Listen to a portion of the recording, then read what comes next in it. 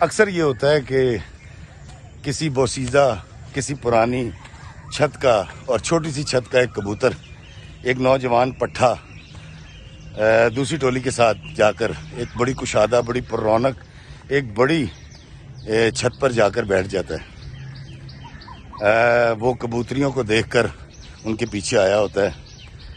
اور ایک پر رونق چھت اور ایک کشادہ چھت کو دیکھ کر وہاں پہنچتا ہے۔ وہ جب وہاں جا کے بیٹھتا ہے چھت پر تو اس کی گردن کھڑی ہوتی ہے کیونکہ وہ ڈرا ہوا ہوتا ہے اور وہ بڑے گھبرا کے دائیں بائیں دیکھ رہا ہوتا ہے۔ تو اس چھت کا جو کشادہ چھت کا جو مالک ہوتا ہے وہ بڑا تیز ہوتا ہے، وہ مختلف رنگوں میں رنگی ہوئی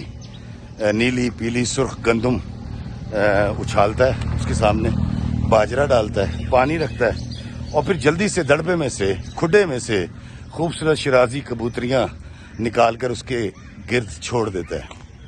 یہ کبوتر تھوڑا سا ریلیکس ہوتا ہے، اس کی ان کبوتری سے دوستی ہو جاتی ہے اور یہ دانہ کھانے لگتا ہے۔ تو یہی وہ وقت ہوتا ہے جب ماہر کبوتر باز چھپکا مارتا ہے اور وہ ایک جال ہوتا ہے چھوٹا سا اور اس کبوتر کو پکڑ لیتا ہے۔ اور اس کبوتر کے ساتھ کرتا وہ یہ ہے کہ سوئی دھاگا لے کر اس کبوتر کے پر سی دیتا ہے تاکہ یہ واپس نہ جا سکے دوبارہ اپنی پرانی بوسیدہ چھت پر۔ دوستو، جب کبوتر کو قید کر لیا جاتا ہے، قید اس سینس میں کہ اس کے پر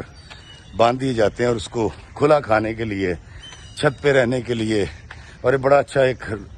کھڈا دڑبا دے دیا جاتا ہے جس کے اندر رات کو بھی ٹیوب لائٹس اور بلب روشن ہوتے ہیں اور بہت ساری کبوتریاں اس کے گرد ہوتی ہیں۔ اب وہ اڑے گا نہیں، اڑ نہیں سکتا، اس کے پر باندھ دیے جاتے ہیں اور وہ اس چھت پر ہی رہتا ہے۔ اس کو اپنا پرانا بوسیدہ چھت کا منظر، بوسیدہ پرانی چھت کے پرانے ساتھی بندو، اس کے ماں باپ بڑے یاد آتے ہیں لیکن وہ واپس جا نہیں سکتا۔ پھر ایک وقت آتا ہے کہ وہ اس چھت کی رنگینیوں میں کھو جاتا ہے اور جب مالک کو، کبوتر باز کو احساس ہوتا ہے کہ اب یہ بھاگے گا نہیں تو اس کے پر کھول دیتا ہے، اس کو اپنی ٹولی میں شامل کر لیتا ہے۔ اب وہ اس چھت کی ٹولی کی طرف سے اڑتا ہے اور ٹولیاں لڑتی ہیں اور وقت گزرتا چلا جاتا ہے۔ لیکن یہ کبوتر جس کے اس نئی چھت کے اوپر رشتہ دار بن جاتے ہیں، یہ کبوتریوں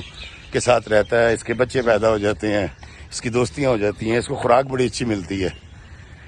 جب بھی یہ ٹولی لڑنے کے لیے اس بوسیدہ چھت کے اوپر جاتی ہے، یہ وہاں جاتا ہے، چکر لگاتا ہے، گھومتا ہے، نیچے دیکھتا ہے اور پھر واپس آ جاتا ہے اپنی نئی چھت کے اوپر۔ وقت گزرتا چلا جاتا ہے اور پھر ایک وقت آتا ہے کہ اس کی اس ٹولی کے اندر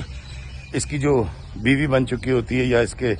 جو بچے پیدا ہو چکے ہوتے ہیں، پٹھے، وہ بھی اڑتے ہیں۔ اب یہ عمر کے خاص حصے میں جا چکا ہوتا ہے، اس چھت پر آتا ہے،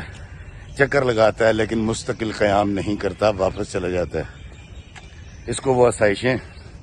اور وہ نئے رشتے جو اس کے نئی چھت پر قائم ہو گئے تھے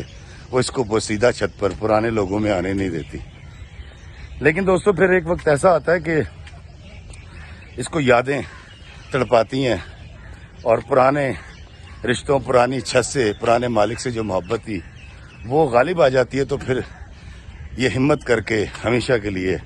اپنی بوسیدہ پرانی چھت پر آ کر بیٹھ جاتا ہے۔ اب یہ اتنا جوان، اتنا توانا تو نہیں ہوتا لیکن اس کے پاس ایک بڑی طاقت یادوں اور محبت کی اور پرانے مالک کی اس کے دل میں جاگ چکی ہوتی ہے۔ لیکن پرانا مالک اس پر اعتبار نہیں کرتا، وہ کرتا یہ ہے کہ چھپکے سے اس کو پکڑتا ہے اور وہ اس کے پر نوچ دیتا ہے۔ پھر یہ کبوتر اڑنے کے قابل نہیں رہتا اور اس کے پر اگنے تک یا تو یہ مر جاتا ہے یا اگر زندہ رہتا ہے تو پھر اس میں وہ طاقت نہیں ہوتی۔ لیکن افسوس کی بات یہ ہے کہ بعض اوقات جب یہ کبوتر واپس اپنی پرانی بوسیدہ چھت پر آتا ہے تو اس کا مالک مر چکا ہوتا ہے یا وہ کبوتریاں جو اس کے ماں باپ تھے یا اس کے رشتہ دار تھے وہ بلی کی نظر ہو جاتے ہیں، مر چکے ہوتے ہیں یا بہت بوڑھے ہو جاتے ہیں اور بسا اوقات یہ کبوتر اس چھت پر واپس تو آ جاتا ہے لیکن اکیلا رہ جاتا ہے۔